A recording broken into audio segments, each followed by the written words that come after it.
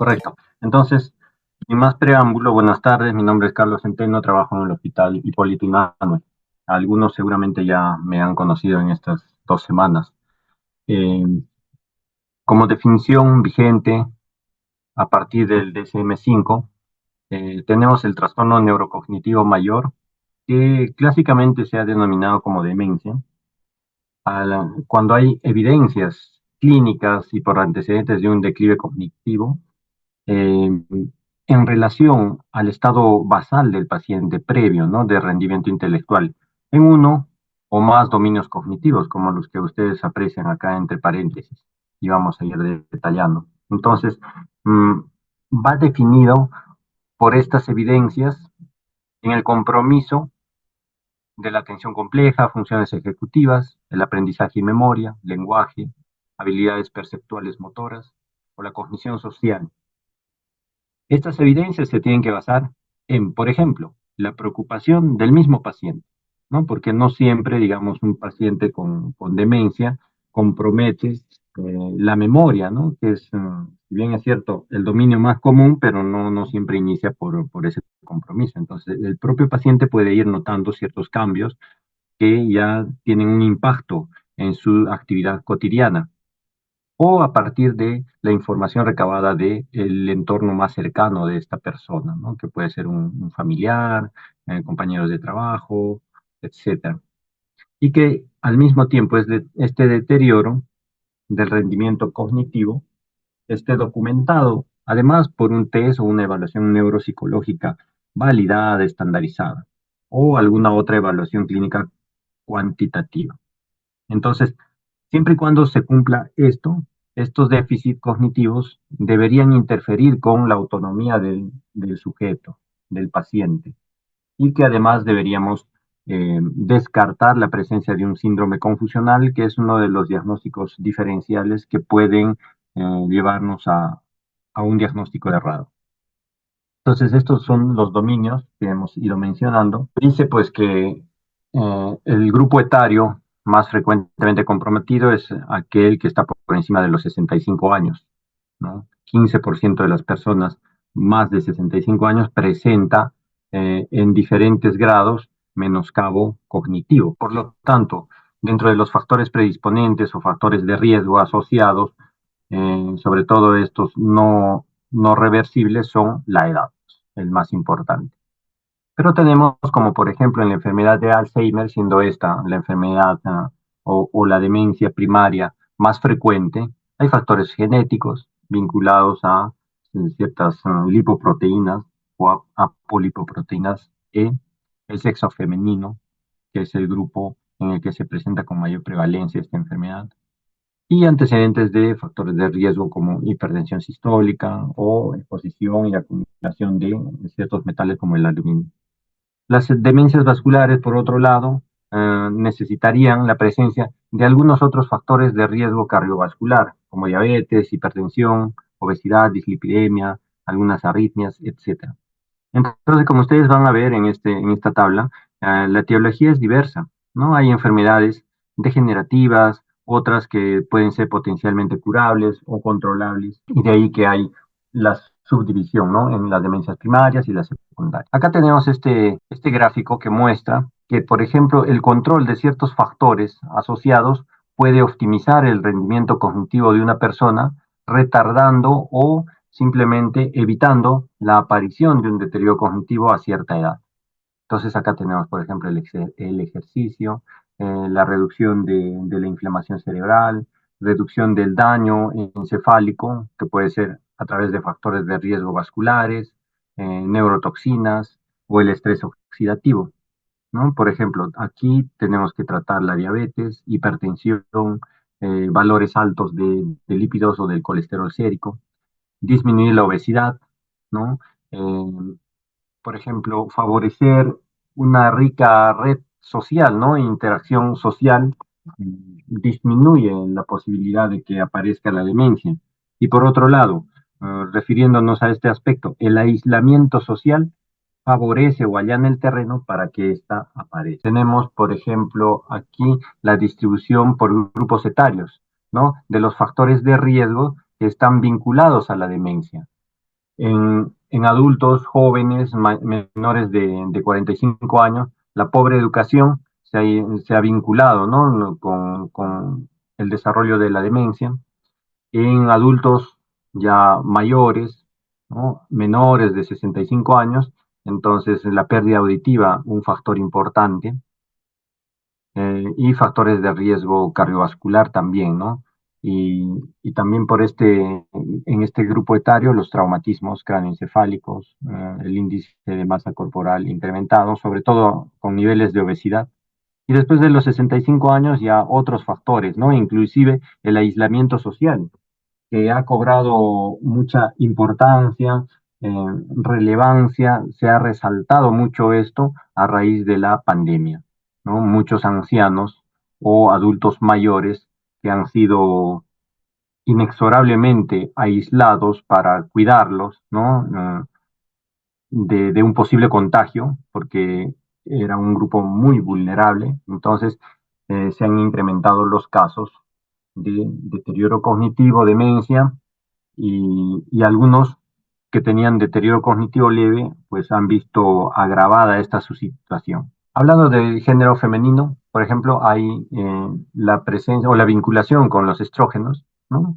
Y que tienen varios mecanismos, como ustedes pueden apreciar. Por eso es que está descrito que el sexo femenino es más prevalente la enfermedad de Alzheimer. Dentro de las causas de los síndromes demenciales o de las enfermedades que cursan con demencia, más del 50%, muchísimo más en algunas series en reportes o en estudios, la ocupa la enfermedad de Alzheimer, seguido por la demencia por cuerpos de Lewy y con porcentajes menores, similares entre sí, están la depresión, las demencias vasculares, problemas metabólicos, infecciones, algunas lesiones estructurales, ¿no? Sobre todo aquellas postraumáticas. Dentro de los factores de riesgo que se pueden modificar, bueno, la menor educación, si es un factor de riesgo ya demostrado, entonces lo que se propende es que,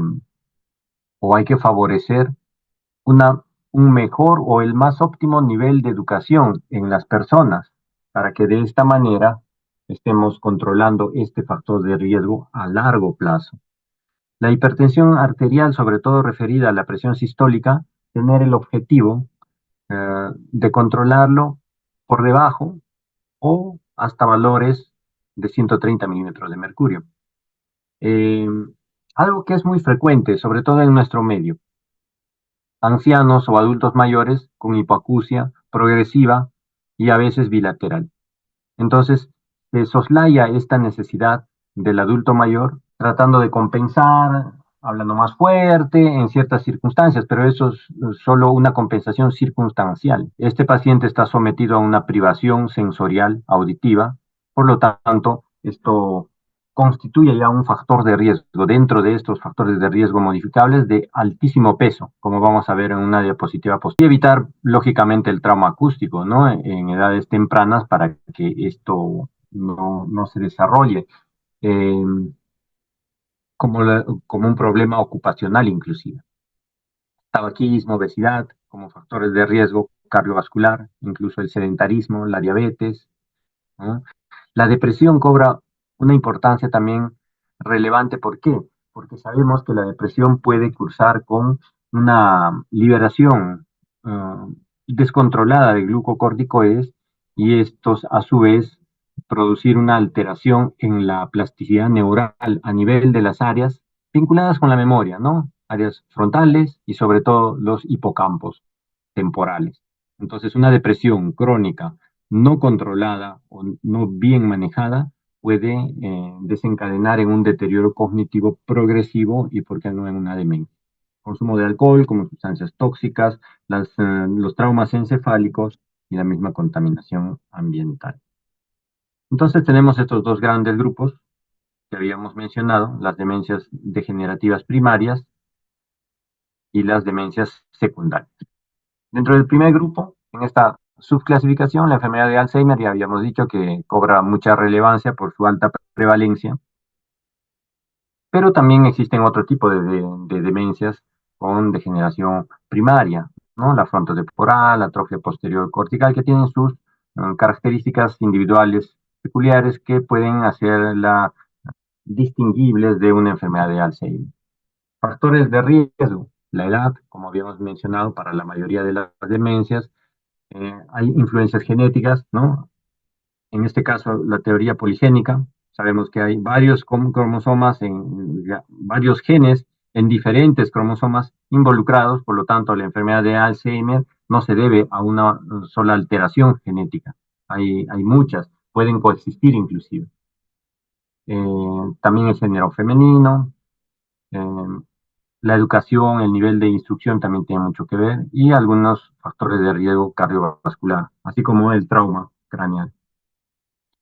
Eh, Dentro de la fisiopatología, involucrando a los factores moleculares, histológicos, se describe una falta de aclaramiento del beta amiloide, ¿no? Que digamos es una proteína que tendría que tener una depuración en condiciones normales. Sin embargo, el acúmulo por la falta de aclaramiento va a producir alteraciones metabólicas, ¿no? A partir de este beta amiloide. Tenemos que la proteína tau es un componente estructural de los microtúbulos, ¿no? Como parte del citoesqueleto en las neuronas. Y esto también cuando existe una hiperfosforilación de esta proteína se acumula formando ovillos, ¿no? Los famosos ovillos neurofibrilares. Y la acumulación de beta amiloide mencionado anteriormente, que a su vez forma las placas neuríticas, le dicen, ¿no? Entonces, este beta amiloide va a producir una disfunción sináptica, ¿no?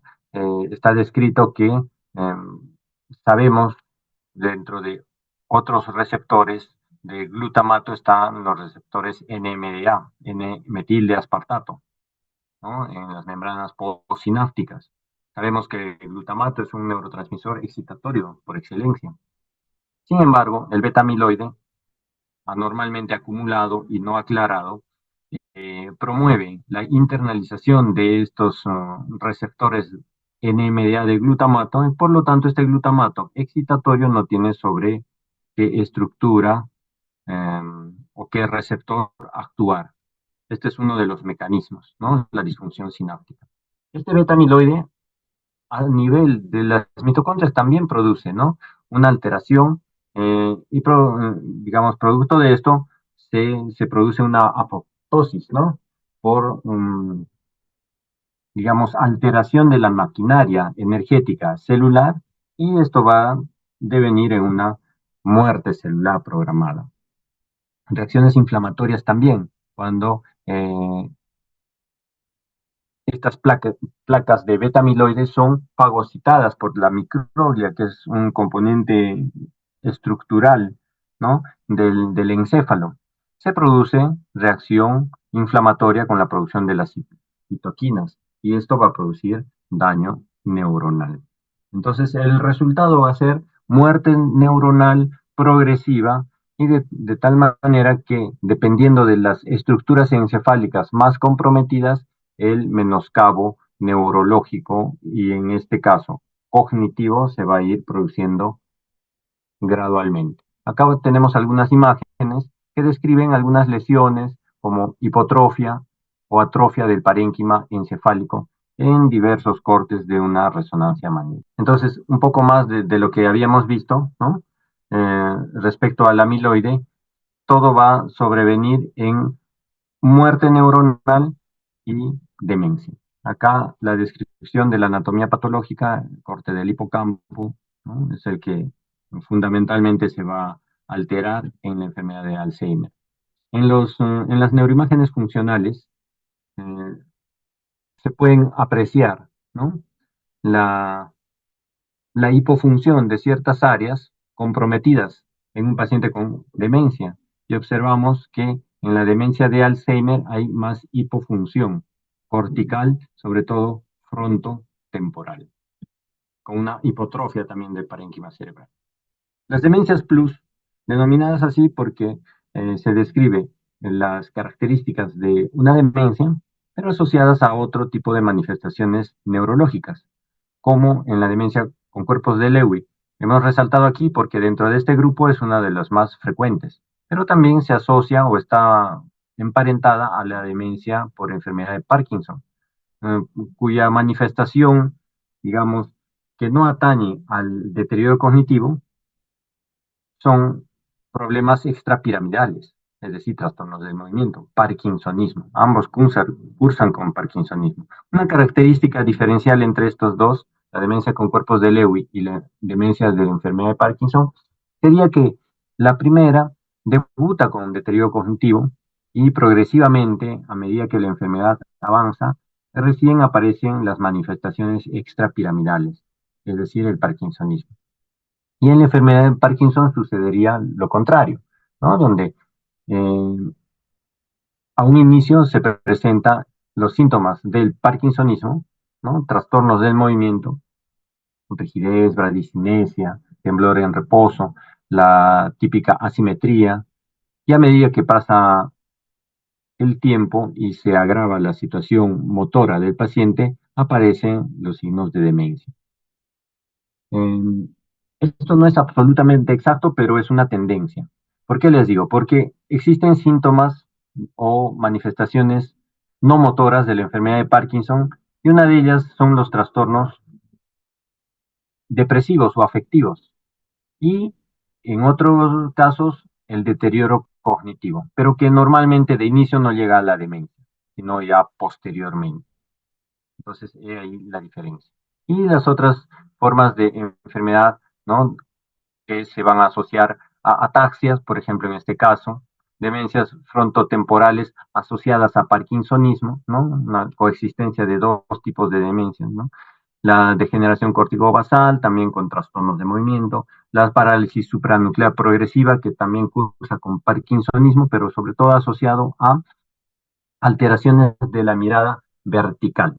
Los criterios requeridos para este primer tipo de demencia plus que habíamos mencionado, que es la más frecuente dentro de este subgrupo, cursan con déficit tempranos y muy marcados en la atención. La atención es la capacidad de mantener una concentración en una tarea o en un estímulo dado, ¿no? Las funciones ejecutivas y la habilidad visoperceptual. Entonces, esa característica tiene al inicio estas demencias con cuerpos de Lewy. Entonces, esta cognición va a tener fluctuaciones a veces, ¿no? ¿Por qué? Porque se afecta la atención. Y la atención, por definición, eh, y esto, por ejemplo, se describe en los síndromes confusionales agudos en los que la atención está alterada, suele tener fluctuaciones, ¿no? Por momentos está un poquito más lúcido, por momentos más confuso, etcétera. Y su rendimiento cognitivo se deriva de esa alteración de la atención. Pueden presentar alucinaciones visuales recurrentes, de hecho, de que es otro rasgo, ¿no? Digamos, inherente a este tipo de demencia. Trastornos del comportamiento durante el sueño REM, ¿no? Pesadillas. El parkinsonismo, que aparece posteriormente. Y es un parkinsonismo similar a lo que se observa en la enfermedad de Parkinson, ¿no? De hecho, que el parkinsonismo es un síndrome que comparten varias enfermedades. Entonces, dentro de este, describimos a la bradicinesia, el temblor en reposo, la rigidez. Y suele ser asimétrico en cuanto a estas manifestaciones motoras. Y aquí tenemos dos cortes coronales en una demencia con cuerpos de Lewy, ¿no? En la primera lámina o en el corte A observamos el primer tipo de demencia descrito y en el corte B la enfermedad de Alzheimer.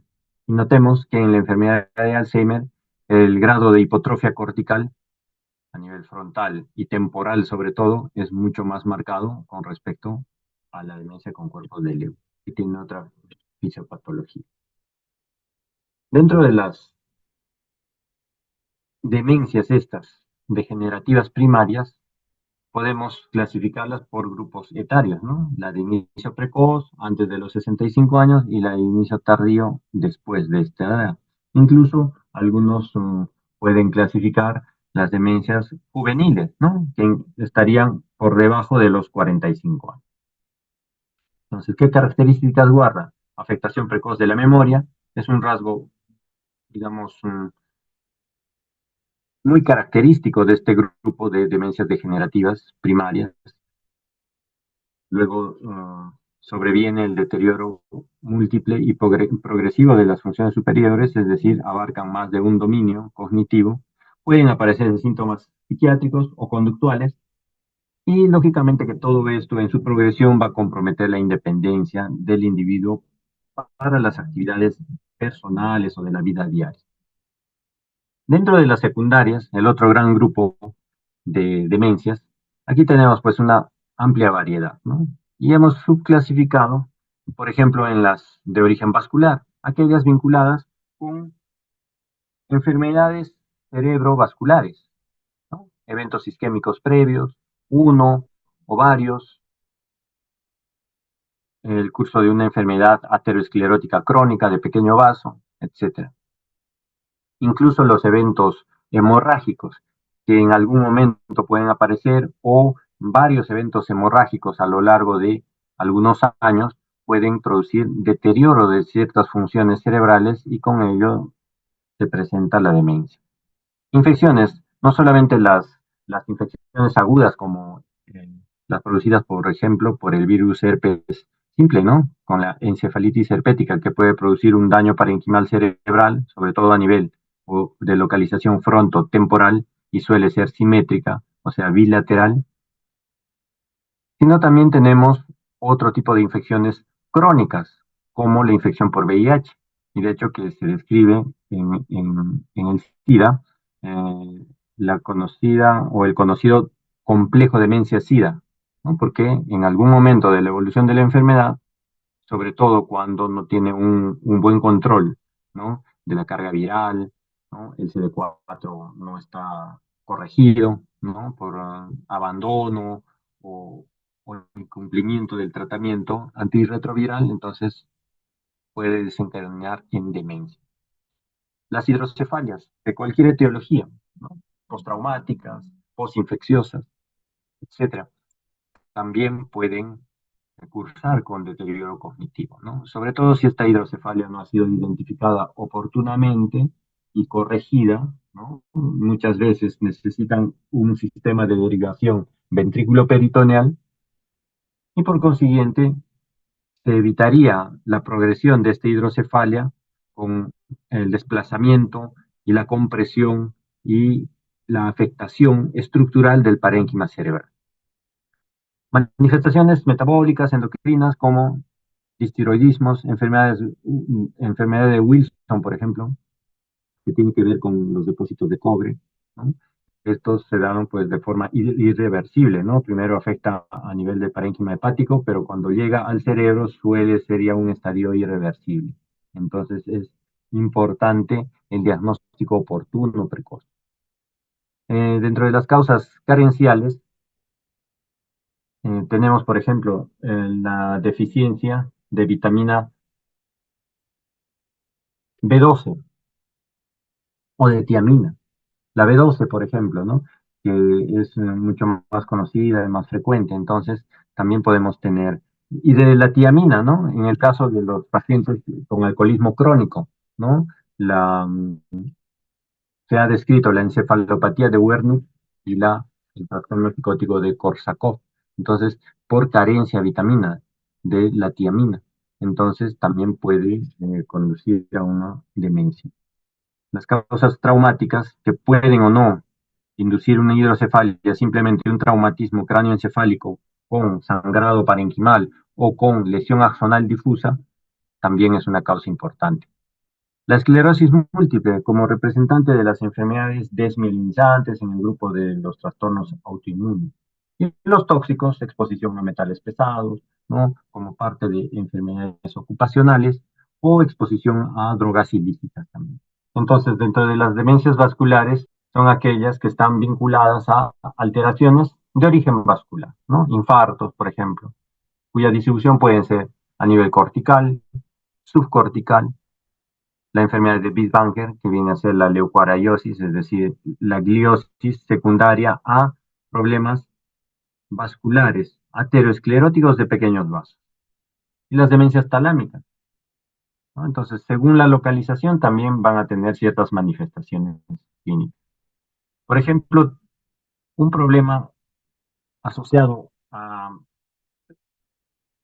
factores de riesgo cardiovascular como la arteriopatía hipertensiva, sobre todo cuando esta no se controla adecuadamente, puede producir microsangrados, ¿no? Una mayor amplitud de los espacios perivasculares que se llaman los espacios de Virchow-Roban, eh, stroke lacunares o infartos lacunares, y una complicación aguda de la hipertensión vendría a ser las hemorragias parenquimales profundas. Entonces, en cualquiera de estas subformas, el acúmulo de lesiones y de forma proporcional a estos, entonces se presentará el deterioro cognitivo. Y también acá de la angiopatía amiloide, asociado a problemas hipertensivos crónicos también, ¿no? De la misma forma, microsangrados, hemorragias lobares, ¿no? En este caso, la angiopatía amiloide produce sangrados periféricos, lobares, corticales, a diferencia de lo que veíamos en la hemorragia hipertensiva, que es profunda, como un dato adicional, porque ya es tema de otra clase, de otra discusión, ¿no? Y también otras hemorragias subaracnoideas, la enfermedad de grandes arterias, ¿no? Territorios como de la cerebral media, cerebral anterior o de la cerebral posterior, ¿no? Con distintas proporciones. Entonces, existe el famoso stroke limítrofe, ¿no? De la zona limítrofe de territorios vasculares conocidos, ¿no? Por hipoperfusión de estas zonas, ¿no? Son zonas, áreas críticas de la vascularización. Entonces, todo ello dentro de las demencias de origen vascular. El cuadro clínico, muy similar, ¿no? Lógicamente, síntomas cognitivos, de uno o más dominios cognitivos que van a ir a impactar en la vida diaria del paciente o en las actividades diarias, asociados o no a síntomas psiquiátricos o del comportamiento. Y estos redundan en las alteraciones funcionales de la persona. Entonces, los dominios cognitivos brevemente, la amnesia, pérdida de memoria, lo más común es que se pierda la memoria reciente o a corto plazo, y en la progresión de la enfermedad se comprometerá también la memoria remota. Por eso es común que los pacientes no retengan información del momento, un encargo o donde pusieron sus objetos personales de uso cotidiano, etcétera, o dejar la hornilla prendida en la cocina o la plancha, ¿no? Porque estaban usando ese momento. Pero cuando les pide, ¿no? O uno le pide a ese anciano que le cuente qué hizo durante el colegio, pues le cuenta incluso con ciertos detalles. Pero cuando la enfermedad progresa, también pues esta memoria remota se ve comprometida. Los trastornos del lenguaje en ciertos tipos de demencia cobran más importancia que otros por su precocidad de aparición. Y aquí se describe pues que pueden tener dificultad para nominar, comprender, sobre todo la sintaxis verbal, escrita, ¿no? Finalmente, la progresión de este ámbito cognitivo va a dar al mutismo, ¿no? El paciente ya pues pierde la capacidad de comunicarse. Los trastornos de la praxia, conocida como la capacidad de ejecución de actividades ya aprendidas, ¿no? Entonces, si hay un deterioro, entonces este paciente no va a tener una adecuada capacidad para manejar objetos habituales, ¿no? Como, por ejemplo, la radio, el teléfono, la cocina, la ducha, por ejemplo, no sabe cómo abrir la llave de la ducha o del caño, etcétera. Entonces, objetos que normalmente serían comunes, habituales, muy conocidos para esta persona. La gnosia, ¿no? Que es la capacidad de reconocimiento. Entonces pierden esta capacidad para reconocer objetos, personas, identificar sonidos, sabores, aromas, etcétera. Uno le puede dar a un anciano una determinada bebida, le da, por ejemplo, un café, que es tan conocido para todos o la mayoría de nosotros, pero en cierto estadio de su enfermedad, este paciente uno le da ese café y le dice, toma esta gaseosa, y el paciente toma como si fuese una gaseosa. Incluso puede disfrutar de esa bebida y decir, "Ah, está rica la gaseosa". ¿Por qué? Porque pierden esa capacidad de reconocimiento, en este caso de aromas y sabores, ¿no? Entonces, en ese ámbito también de la náusea hay compromiso. Algunas capacidades ejecutivas, ¿no? Que, que, por ejemplo, esto nos permite realizar secuencias de actos, también aprendidos previamente, ¿no? Basados en un pensamiento abstracto, ¿no? La capacidad por ejemplo, el autocontrol, ¿no? El autocontrol, la autoinhibición, que nosotros tenemos un freno natural a nivel frontal, ¿no? Porque si no, eh, estaríamos pues con conductas desenfrenadas, ¿no? Inhibidas, nosotros tenemos cierto pudor, ¿no? Cierto recato para no hablar ciertas palabras en ámbitos públicos, dependiendo de nuestro entorno, en el ambiente en el que nos encontremos, etcétera, etcétera. Y también la decisión para realizar ciertas tareas con un juicio adecuado. Entonces, estas capacidades ejecutivas también se van perdiendo, ¿no? El paciente puede tornarse desinhibido, desinteresado, no le importa tener el pudor, se expresa de forma soez, sin mayor recato y respeto por los demás, etcétera. La orientación también se ve comprometida, ¿no? Y en un primer momento, la desorientación temporal es la que se compromete más, ¿no? Luego la espacial y finalmente la orientación en persona, ¿no? La alteración de la atención que habíamos mencionado como un rasgo incluso distintivo de la demencia por cuerpos de Lewy, ¿no? En general, hay una incapacidad para mantener la atención, o por lo menos una dificultad. Y el cálculo, que es otro ámbito cognitivo, creo que está de más detallarlo, ¿no? Operaciones aritméticas, cálculos, operaciones financieras, ¿no? Todo eso se ve alterado. Pero también hay otras manifestaciones asociadas con los síntomas neuropsiquiátricos o del comportamiento. Y en primer lugar tenemos a la depresión, que puede coexistir o preceder al desarrollo de una demencia y a veces confundir con su diagnóstico.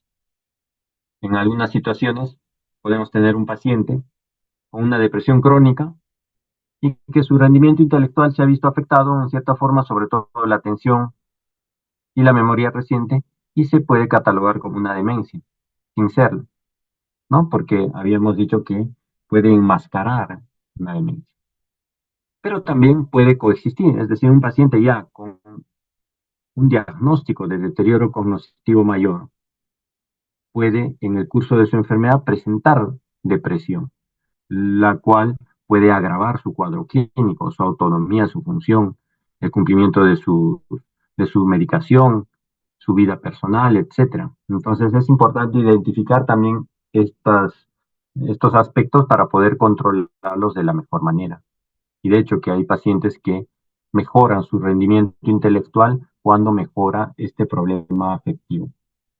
Y otras manifestaciones como la manía, que son menos frecuentes, ¿no?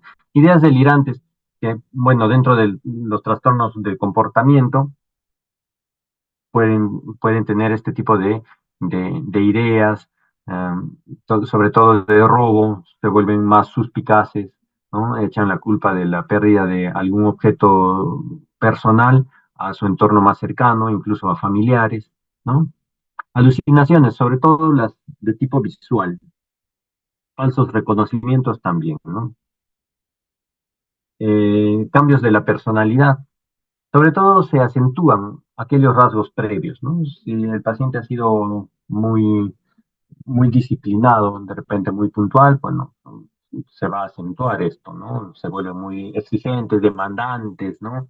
Descalificadores con la persona que no tenga este tipo de cualidad, ¿no?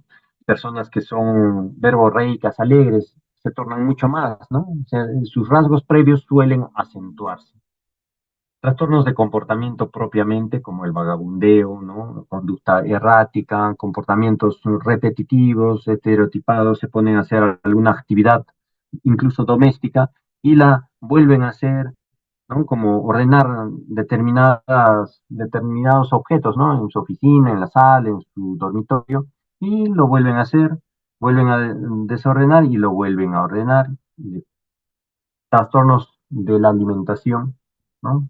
Algunos ya pues pierden esas sensaciones o las percepciones de llenura, de plenitud y de hambre, ¿no? Entonces, eh, todo eso se trastorna. Por lo tanto, estas personas pueden haber ingerido su desayuno, por ejemplo, y a la media hora están solicitando nuevamente desayunar, alegando que no habían desayunado hasta ese momento. Entonces, carecen del recuerdo de ese acto de alimentarse media hora antes y también carecen de las sensaciones de llenura que da pues un alimento ya ingerido. Entonces, bajo estos dos mecanismos, pues se producen estos trastornos alimentarios. La incontinencia de esfínteres también está asociada, sobre todo en los pacientes cuya demencia ya ha tenido un avance importante, ¿no? Y por eso es que pueden acudir por ejemplo, en los varones al urólogo, atribuyendo que tienen un problema prostático y no es por la próstata, que puede estar alterada levemente o no, eh, que tiene la incontinencia urinaria, sino simplemente por esta incontinencia esfinteriana de origen cortical demencial. ¿Qué actividades instrumentales de la vida diaria se pueden comprometer? Las domésticas, financieras, que hemos mencionado, control de la medicación. Es frecuente que estos pacientes dependan de una tercera persona más joven o del cónyuge o varón o mujer, ¿no? Sea el, sea el caso, para el cumplimiento de su medicación. Puede ser la esposa que al paciente le haga cumplir la medicación o viceversa, ¿no? Si es la paciente la que tiene demencia, el esposo puede hacer cumplir la medicación. Es decir, depende de una tercera persona. Y el manejo de aparatos, ¿no? Sobre todo ahora, ¿no? Con la tecnología que ha avanzado y nos ha otorgado más aparatos, ¿no? Electrodomésticos, etcétera, que nos facilitan la vida, pero a este tipo de personas como que en cierta forma les complica, ¿no? Porque no pueden resolver o, digamos, su necesidad frente al manejo de estos aparatos. Y las actividades de la vida diaria referidas al autocuidado, ¿no? La higiene, la alimentación que habíamos mencionado, su propia locomoción, ¿no? El traslado, ¿no? En el ámbito de su hogar o fuera de él, y el control de esfínteres que ya lo hemos mencionado. Entonces, para el abordaje diagnóstico, y de ahí se derivará pues las decisiones terapéuticas, una adecuada historia clínica que abunde en antecedentes, la anamnesis respecto a la presentación, cronología de sus síntomas, una buena exploración física, porque hemos visto que no todas las demencias son enfermedad de Alzheimer, ¿no? Hay algunas demencias que pueden eh, tener otras causas, incluso causas secundarias, incluso potencialmente reversibles, ¿no? Entonces, tenemos que, ante una persona con demencia, no atribuirle que ya presenta una enfermedad de Alzheimer para cruzarnos de brazos y resignarnos a que es una demencia degenerativa primaria y como tal es irreversible. No, hay que investigar más allá. Entonces, una valoración ordenada, sistematizada, nos va a llevar al correcto diagnóstico. Dentro de esto también tenemos una batería pues, de escalas o de instrumentos de valoración cuantitativa de la cognición, como son, por ejemplo, acá un ejemplo breve, ¿no? El mini mental, ¿no? O un examen abreviado o pequeño del estado mental, ¿no? Y otras, ¿no? Que se pueden utilizar incluso en la consulta externa. Y hay otras pruebas más elaboradas que en el ámbito de la neuropsicología se aplican y de hecho que necesitamos de ellas para hacer más precisiones, ¿no? Y también valorar las discapacidades que ya estaría produciendo la demencia en estos pacientes, ¿no? Y para ello tenemos también otros índices, como el índice de Bartel, de CAT, cuestionario de las actividades instrumentales de la vida diaria y el cuestionario también de las actividades básicas de la vida diaria. Acá tenemos, por ejemplo, el test de MOCA, ¿no? Que nos valora, eh, digamos, de manera resumida, breve, varios ámbitos cognitivos, como las funciones ejecutivas, la identificación de formas, ¿no? Sobre todo en estos de animales que tendrían que ser familiares para el paciente, pero a veces esto no se adapta a nuestro medio porque estos animales son de otro hemisferio, ¿no? Entonces, eh, este, este, este test es de canadiense, ¿no? Eh, Sin embargo, estos animales pertenecen a otro ámbito. Tendría que adaptarse uno con nuestra realidad, ¿no? Con animales probablemente muy propios de nuestra región, sobre todo para pacientes, digamos, que uno supone que no ha tenido pues un contacto por lo menos indirecto, visual, por televisión, muy familiar o muy cercano o muy frecuente con este tipo de imagen, ¿no? No todos los pacientes van a tener un nivel de instrucción superior, ¿no? Es más, algunos pacientes inclusive ni siquiera han ido al colegio. Entonces allí tendríamos una limitación que tendríamos que ir adaptando a estas pruebas. También se evalúan en este mismo test la memoria, la atención, el lenguaje, el pensamiento abstracto, ¿no? Por ejemplo, ¿en qué se parecen la manzana a una naranja? La respuesta correcta sería en que son frutas o cada una de ellas es una fruta. Y se le pregunta, por ejemplo, ¿en qué se parece un tren a una bicicleta? Y la respuesta correcta sería, creo que se durmieron. ¿Transporte, doctor? Ya, por ejemplo, son medios de transporte, son vehículos de transporte, correcto. Y un reloj a una regla, Son instrumentos de medición, doctor. correcto, ¿no? Entonces, ese tipo de pensamiento abstracto es que buscamos evaluar y calificar. Luego, el recuerdo diferido, ¿no? Entonces, se le da, digamos, estas palabras para que las repita y luego de un tiempo se le pregunta por lo mismo. Y, por ejemplo, rostro, seda, iglesia, clavel, rojo, tiene que repetir en ese orden o en el que haya retenido el paciente. La cosa es que repita estas palabras, ¿no? Y al volver a valorar o al preguntarle por esas palabras, si digamos las repite espontáneamente, se le da un puntaje, pero si se le da alguna pista, por ejemplo, es una parte del cuerpo, ya, rostro, ya, es un material de una tela, por ejemplo, ya, si se le da pista, se le da un puntaje, sí, pero menor. Bueno, y dentro del diagnóstico diferencial también, ¿no? Habíamos dicho que puede enmascarar una depresión a la aparición de una demencia o pueden coexistir. Entonces, para valorar la depresión tenemos escalas, una de las más conocidas, la escala de depresión de Hamilton.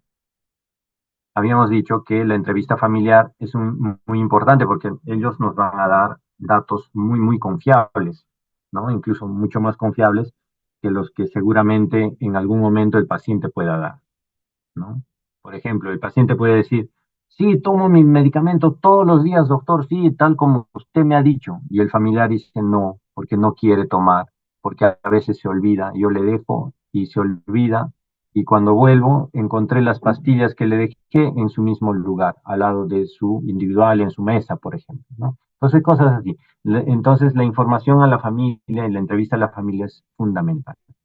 Dentro de la analítica, también hay que solicitar pensando en las posibilidades secundarias, ¿no? Que estén subyacentes a la aparición de la demencia. Enfermedades hepáticas, perfil tiroideo, vean, enfermedades carenciales, infecciones crónicas, exposición a metales pesados, sobre todo si de la anamnesis se deriva alguna exposición ocupacional, o no solo ocupacional, sino, por ejemplo, pacientes procedentes de Cerro de Pasco, ¿no? Exposición a esos relaves mineros, ¿no? Contaminantes o contaminados. Entonces, todo se desprende de una correcta anamnesis. Y también echamos mano de ciertas neuroimágenes. Les he mostrado algunas porque nos permiten precisar, digamos, eh, la localización y las características de las lesiones encefálicas en relación con lo que estamos observando en la valoración clínica del paciente. Entonces, según ello y según los factores de riesgo asociados y los antecedentes, se pedirá pues una tomografía, estudios funcionales como un PET scan, por ejemplo, o resonancias magnéticas. Aquí tenemos, por ejemplo, cortes axiales de las diferentes secuencias en una resonancia de una enfermedad vascular con signos de gliosis en T1, hipointensa, y en FLAIR, hiperintensa, ¿no? Los mismos cortes que denotan una enfermedad vascular cerebral crónica de pequeño vaso, aterosclerótica. Aquí vemos la progresión de las neuroimágenes de un paciente. Digamos, esta es la resonancia en T1 de cortes coronales a nivel de los lóbulos temporales. Y lo que ustedes pueden apreciar, vean los años, ¿no? 4 años, entre 4 a 3 años de diferencia progresiva, y se aprecia la progresión de la hipotrofia de los lóbulos temporales, hipotrofia cortical y finalmente también subcortical. Aquí, por ejemplo, otro tipo de hipotrofia, cortical, ¿no? Frontotemporal, pero es asimétrica en el hemisferio del lenguaje dominante, en las demencias semánticas. Su característica será, pues, afasia, ¿no? O algún grado, o en sus diversos grados de deterioro del lenguaje. Aquí observamos múltiples infartos corticales y también subcorticales, ¿no? Periventriculares, como lo que se ve en la enfermedad de Binswanger, o aquella que está asociada a infartos múltiples. Aquí observamos, por ejemplo, en la enfermedad de Creutzfeldt-Jakob, hiperintensidad de señal a nivel de los núcleos caudados, las cabezas de los núcleos caudados, ¿no? Y también en la cortical frontal bilateral. En los estudios funcionales, como el PET scan, ¿no? Observamos la captación metabólica, ¿no? Del radiotrazador disminuida en la enfermedad de Alzheimer y que ya se insinuaba en un deterioro cognitivo leve. El diagnóstico diferencial fundamental también, ¿no? Uno, el deterioro cognitivo leve, que vendría a ser como que un paso previo a la demencia, simplemente por el compromiso de un dominio cognitivo o menos de dos dominios cognitivos, y si es que este compromiso no afecta la actividad o la autonomía del paciente. Pero si sucede lo contrario, como hemos definido demencia, ya estaríamos hablando de una demencia. Trastornos afectivos, como la depresión, también ya mencionada. Otras afecciones psiquiátricas, trastorno obsesivo compulsivo, psicosis de la vejez. ¿Por qué? Porque pueden presentar alucinaciones que también coexisten, ¿no? Como síntomas neuropsiquiátricos eh, en las demencias. El delirio o el síndrome confusional agudo, que es lo mismo, ¿no? Cuando esto sucede de manera prolongada, sobre todo en pacientes de edad avanzada sometidos a intervenciones quirúrgicas, es decir, en un ámbito de hospitalización. Entonces puede suceder un síndrome confusional agudo y que por una estancia prolongada se puede confundir con una demencia. Los déficits cognitivos de dominio único, como la psicosis o la enfermedad de Korsakoff, ¿no? Por deficiencia de tiamina en los pacientes, sobre todo con alcoholismo crónico. Crisis epilépticas focales no reconocidas, abuso de drogas o alcohol, o algunos efectos adversos de la medicación, ¿no? Medicamentos que producen disminución de la atención o hipoprosexia.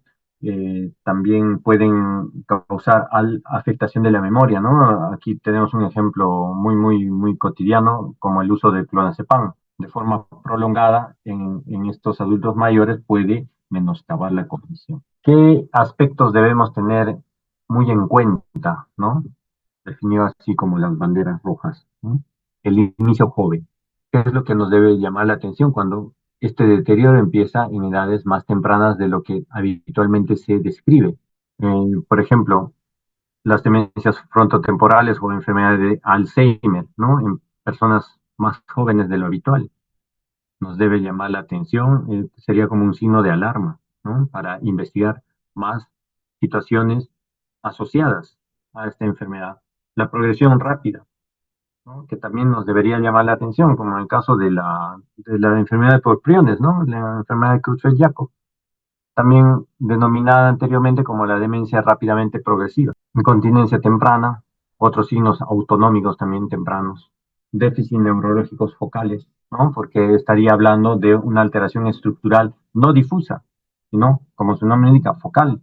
Entonces tendríamos que investigar. De repente está teniendo un proceso expansivo de este paciente, ¿no? De naturaleza neoplásica o infecciosa, hallazgos sistémicos, signos vitales anormales, ¿no? Neuroimagen parenquimatosa anormal. Entonces, eso es lo que deberíamos tener muy en cuenta para tomar las decisiones terapéuticas.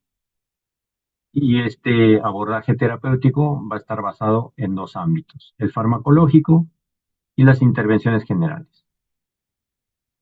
Entonces, el farmacológico va a estar orientado a, uno, mejorar en lo posible la función cognitiva, mejorar en lo posible los trastornos conductuales y en lo posible mejorar la funcionalidad del paciente, ¿no? En el ámbito de sus actividades de la vida diaria. Dentro del tratamiento farmacológico, lógicamente, según la causa detectada, se va a orientar esta. Cuando se trate de algún problema reversible, pues se dará un tratamiento etiológico. Fármacos conocidos como los nootrópicos, en teoría bajo diversos mecanismos, porque hay una variedad, ¿no? Como el piracetam o el nootropil, etcétera. Ayudarían a mejorar el rendimiento neuronal y de ahí se derivaría que, por lo menos como fundamento teórico, mejorarían ciertos síntomas cognitivos. La enfermedad de Alzheimer, por ejemplo, en este ámbito de las demencias, la enfermedad de Alzheimer es una de las que se ha estudiado más y también en la que se han experimentado estos fármacos, ¿no? Que ayudarían a mejorar la transmisión colinérgica, ¿no? Estos anticolinesterásicos, donepezilo, ribastigmina, ¿no? La taquipirina, menos usada, pero también está en este grupo. Entonces, aquí sí se ha demostrado que mejora, o por lo menos evita la progresión rápida o inexorable, más que rápida, porque es una progresión lenta, ¿no? Pero rápida entre comillas sería, ¿no? Evita esa progresión en la enfermedad de Alzheimer. Como dicen pues los expertos en demencia, eh, si un paciente recibiendo este tipo de medicamentos o sus familiares le dicen al médico, doctor, o el médico le pregunta, ¿no? ¿Y cómo le va con el tratamiento? Bueno, doctor, mal, doctor, porque no le hace bien este medicamento. ¿Ah, sí? ¿Y por qué no le hace bien? Porque está igual. Entonces, el médico le respondería, precisamente eso es lo mínimo que estamos buscando con el tratamiento, que siga igual, que no progrese su enfermedad. Y exactamente eso es, digamos, lo que uno esperaría, ¿no? Con estos medicamentos, sabiendo que se trataría de una enfermedad de Alzheimer progresiva, deteriorante, degenerativa. Si en el curso de meses, o por qué no algunos años, el paciente se mantiene estable, es decir, igual, eso ya es un gran logro, porque lo que uno esperaría es que se deteriore inexorablemente, de forma progresiva. Entonces, si el paciente, a pesar del tratamiento, sigue con deterioro y sigue avanzando su deterioro, bueno, pues seguramente el tratamiento no le está ayudando. ¿Ya? Entonces, ese tipo de reflexión también hay que hacerla, ¿no? No solamente nosotros como médicos, sino también compartirla con los familiares más cercanos y si puede comprender el mismo paciente. Dentro de los síntomas psiquiátricos, los neurolépticos, antidepresivos, neurolépticos para los problemas conductuales, por ejemplo, pobre control de impulsos, agresividad, alucinaciones, etcétera. Los antidepresivos, bueno, pues por el mismo objetivo, ¿no? De disminuir los síntomas depresivos. Y las benzodiazepinas suelen utilizarse como un coadyuvante, sobre todo en ciertas circunstancias, no de forma permanente, porque el uso crónico puede, digamos, agravar la situación de la demencia, o por lo menos la alteración de la memoria. Y aquí tienen unas tablas como para poder ver las dosis que se van titulando generalmente, ¿no? Estos medicamentos. Se empiezan con las dosis mínimas, tolerables sobre todo por el paciente, y a medida que pasan los días o las semanas se van titulando, se van incrementando las dosis, ¿no? Teniendo en cuenta una dosis máxima, digamos que inocua para el paciente, ¿no? Sabiendo que estos pacientes también tienen polifarmacia, ¿no? Utilizan medicamentos para varias comorbilidades en algunos casos. Entonces hay que tener en cuenta sus características farmacológicas como para poder asociar o en todo caso evitar asociar ciertos fármacos. Aquí tenemos inhibidores de la colinesterasa, ¿no?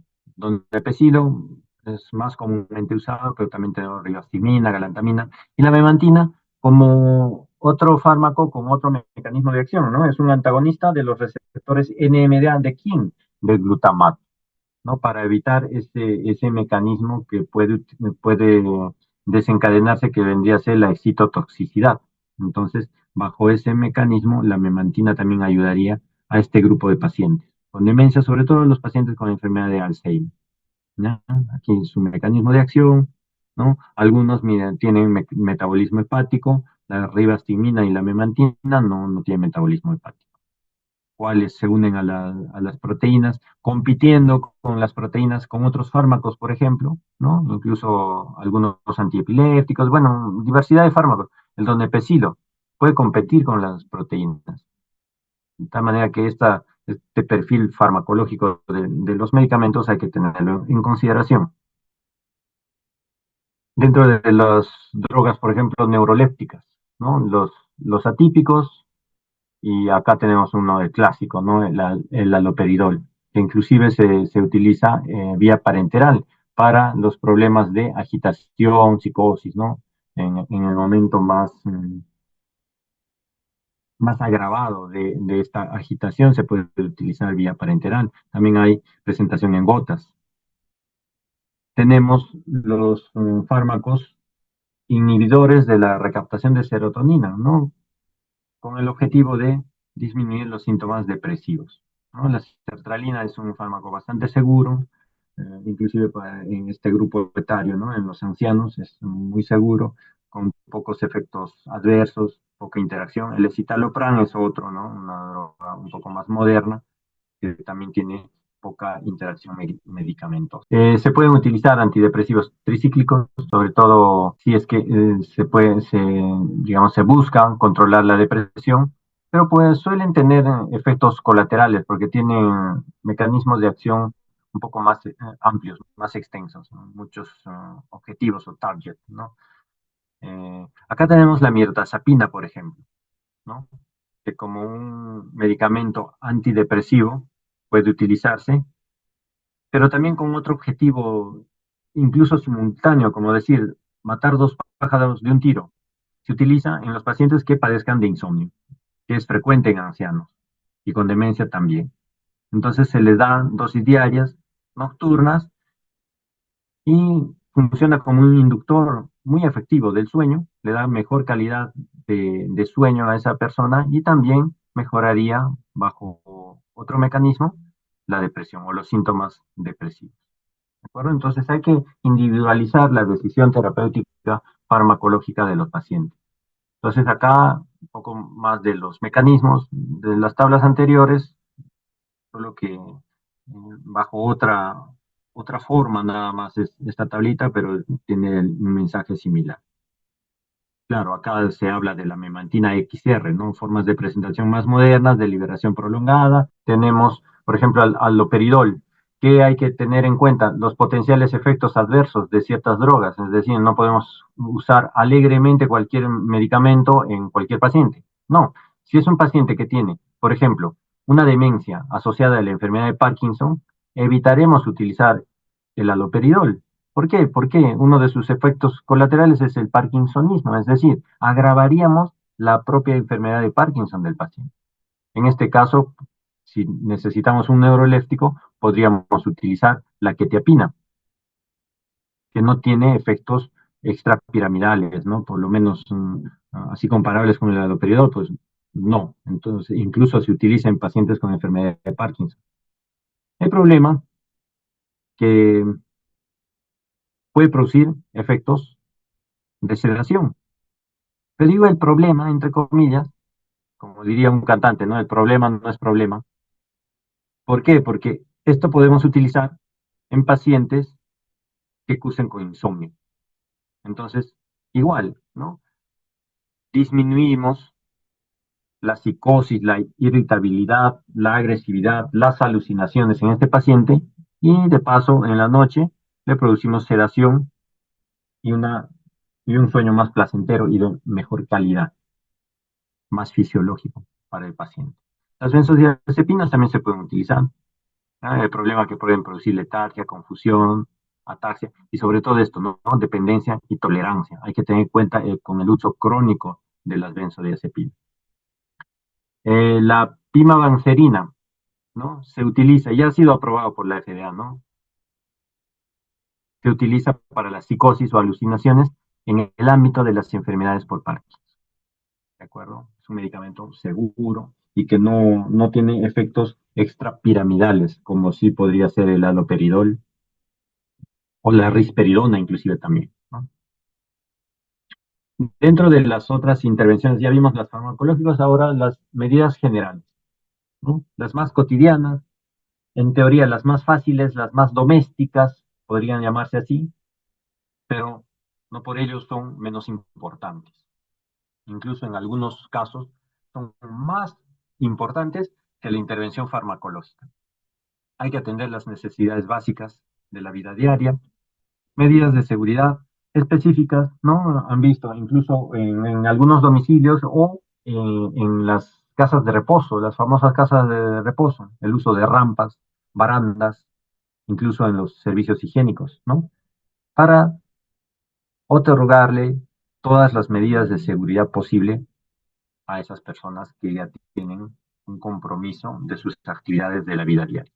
Establecer hábitos en las actividades de la vida diaria para que fijen ciertas tareas de forma incluso rutinaria, repetitiva, que es una forma de fijación de la memoria, ¿no? A estos pacientes que de por sí ya su capacidad de nuevos aprendizajes, y en otros términos sería su capacidad de plasticidad neural, está disminuida o muy disminuida. Entonces, hay formas de ir entrenando a estos pacientes que a veces no se tiene éxito, pero la reiteración de ciertas tareas o actividades, sobre todo si estas están asociadas a estímulos emocionales positivos, es decir, que si se le da una determinada tarea cotidiana, repetitiva al paciente y está cargado de cariño, palabras de aliento, palabras muy cordiales, cariñosas, entonces este paciente va a fijar mejor esa información. Y esto no solamente hay que pensar en nuestros potenciales pacientes, sino si no tiene personas de avanzada edad en la familia. Entonces podemos hacer, digamos, efectivas estas medidas a manera de prácticas o de una intervención intradomiciliaria cada uno de nosotros, ¿no? Y vamos a obtener resultados realmente satisfactorios para todos, ¿no? La familia y el propio paciente. El apoyo psicológico, lógicamente, el apoyo profesional, ¿no? Y un plan de cuidado. Entonces, para prevenir la demencia, ¿qué tendríamos que hacer? Tratar de controlar todos los factores de riesgo que contribuyen a su desarrollo. Y es lo que hemos mencionado a un principio de esta exposición. Y aquí está este gráfico que les había anticipado. Vean que, por ejemplo, acá, vamos a ver, dentro de los factores de riesgo potencialmente modificables, constituyen aproximadamente el 40% de los factores de riesgo asociados a la demencia. Y el 60% son factores de riesgo no conocidos o poco conocidos. Pero dentro de estos modificables, que porcentualmente es importante, ¿no? Este número, el 40, observamos que, por ejemplo, la diabetes constituiría el 1%. Comparen con la pérdida auditiva, el 8%. Es decir, en cifras sería 8 veces más peso, más importancia, más trascendencia. Y podemos hacer algo por esta persona con pérdida auditiva, con hipoacusia, que puede desencadenar en una demencia. La pobre educación también, ¿no? Entonces, lógicamente que esto es una planificación a largo plazo, ¿no? A lo largo de la vida de la persona y nosotros inclusive podemos fomentar, ¿no? La lectura variada, etcétera, en personas jóvenes, así como ustedes, ¿no? Para que tengamos una mayor reserva cognitiva cuando lleguemos a esas edades avanzadas. Entonces, disminuyendo todos estos factores de riesgo, ¿no? traumatismos cráneoencefálicos. Lógicamente, la persona que no ha tenido traumatismos cráneoencefálicos tiene este 3% ausente, ¿no? Historia de hipertensión, sobre todo la no controlada, consumo crónico de alcohol, más de 21 unidades por semana, por ejemplo. La obesidad, hay que hacer ejercicio, no fumar, mejorar digamos, nuestra salud mental, controlar la depresión si es que la presentamos, evitar el aislamiento social, la inactividad física también hay que evitarla. Por lo tanto, hacer ejercicio, practicar algún tipo de deporte, ¿no? La contaminación ambiental, bueno, pues en nuestra ciudad, bueno, es inevitable, ¿no? Es dramática nuestra situación. Lamentablemente es una realidad, pero podemos hacer por los otros factores de riesgo mucho. Y bueno, la diabetes que ya la habíamos mencionado. Algunas descripciones, incluso que están en fases iniciales de estudios, ¿no? Que están orientadas a, por ejemplo, ciertos mecanismos, como la terapia antiamiloide, ¿no? Inhibidores de la secretasa, todavía están en fases tempranas, pero son promisorios estos estudios, ¿no? Inhibidor de la agregación de beta-amiloide, vean, o sea, todo orientado al mecanismo subyacente de las demencias, sobre todo las que cursan con acúmulos de beta-amiloide. A la cabeza está la enfermedad de Alzheimer, pues, ¿no? Terapia, bueno, esto ya está.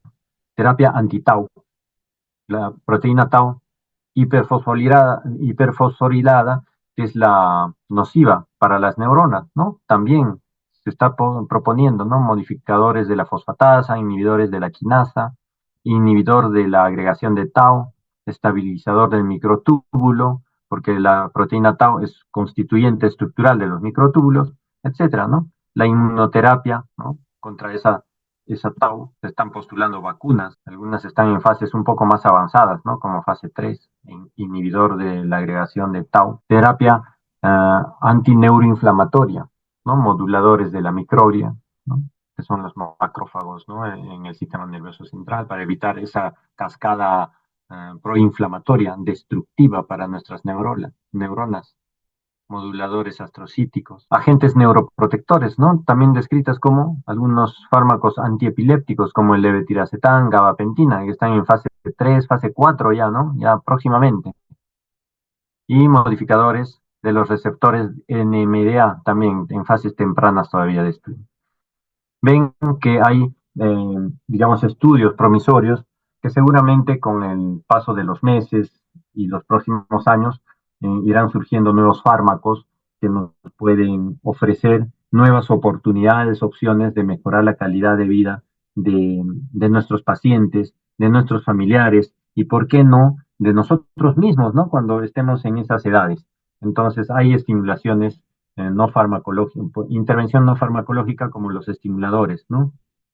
Eléctricos implantables, ¿no? También hay estimulación magnética, estímulos, estimulación del vago, ¿no? A través de estimuladores portátiles, ya no implantables, ¿no? Sino portátiles. Otras formas de estimulación eléctrica, cortical, para que obtengamos así en edades avanzadas, pero poder ofrecerles una mejor calidad de vida a estas personas que han dado y están dando mucho por sus familias y por la sociedad. Muchas gracias.